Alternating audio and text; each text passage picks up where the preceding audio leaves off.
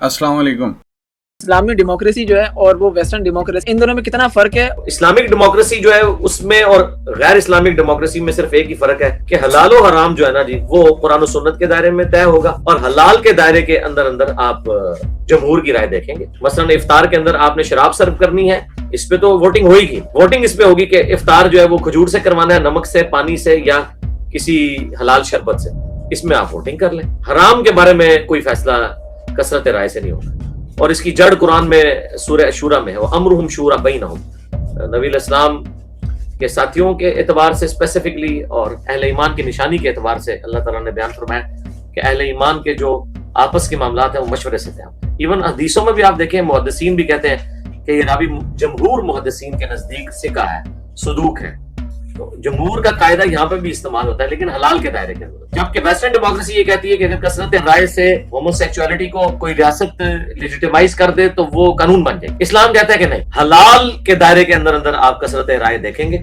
और यही चीज है जो हमारे आइन में भी है। उससे पहले करारदाद मकासिद जब पास हुई, उसमें ही लिखा गया था कि पाकिस्तान में कोई भी कानून कुरान और सुन्नत के खिलाफ पास नहीं होगा, और हाकमियत आला का मालिक अल्लाह है।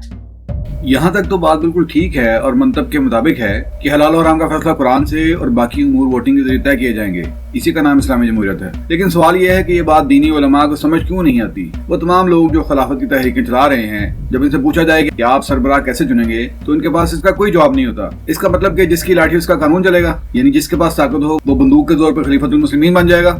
आपके ख्याल में जमहूरियत और खिलाफत में कोई फर्क है? आवाम की हुक्मरानी आवाम ही करेंगे, आवाम के लिए आवाम के मुंतखब नुमाइंदे आकर पार्लियामेंट में बैठ जाएं और जो चाहे कानून पास कर दें। अच्छा, लोगों को शराब अच्छी लगती है तो चलो शराब को जो है वो लीगलाइज कर दिया जाए। तो जिसको आज हम डेमोक्रेटिक सिस्टम कहते हैं, उसके मैकेनिज्म में बहुत कुछ कलाम किया जा सकता है, बट उसका जो क्रक्स ऑफ द मैटर है वो ये है कि इंसानी अक्ल ये मयार है, और इंसान मिलकर कुछ लोगों को मुंतखब कर ले और वो अपनी अक्ल के मुताबिक जो चाहे फैसले कर ले, चाहे वो फैसला इल्हामी शरीयत के खिलाफ ही क्यों ना हो। खिलाफत का तस्वुर ये है कि हम अल्लाह के बंदे हैं और हम उसके नुमाइंदे हैं, और हम अपनी मर्जी नहीं चलाएंगे बल्कि अपनी मर्जी को अपने खालिक और मालिक की मर्जी के ताबे करेंगे। ये तंजीम इस्लामी की बदतरीन खयानत है कि अभी तक इस मामले पर जमे बैठे हैं। हालांकि डॉक्टर इसरार रहमहुल्लाह के इस्लामी जमहूरियत पर कई लेक्चर मौजूद हैं। तो फिर जमात इस्लामी से इख्तिलाफ आखिर किस बात पर? दूसरी तरफ अहले तशरीह हैं जो इस बात पर मुसर हैं कि लोग कभी अपना हाकिम नहीं चुन सकते, बल्कि हाकिम होगा जो अल्लाह ने मुकर्रर किया है, यानी इमामत का तस्वुर। फर्द वाहिद, एक शख्स, उसका इरादा, उसकी नीयत, उसकी मर्जी कानून का दर्जा रखती है। वो जो कह दे कानून होता है। इसको आमरियत कहते हैं, यानी कानून नहीं है, एक फर्द का इरादा सब कुछ है। ऐसे हुक्मरान कहाँ किस सोसाइटी में होते हैं? कौन सा निजाम आमरियत जन्म देता है? जहां गुलामाना ज़हनियत हो।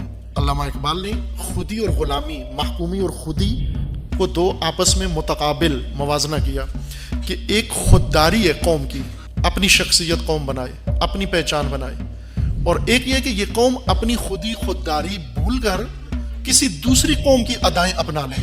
आज मसलन पाकिस्तानी उर्दू बोलने पे फख्र महसूस करता है या इंग्लिश बोलने पे। जज़ाकल्लाह खैर दोस्तों, ये थी आज की अपडेट। तमाम हेडलाइंस की लिंक्स डिस्क्रिप्शन में मौजूद हैं। अपनी राय से जरूर आगाह कीजिएगा। अस्सलाम वालेकुम।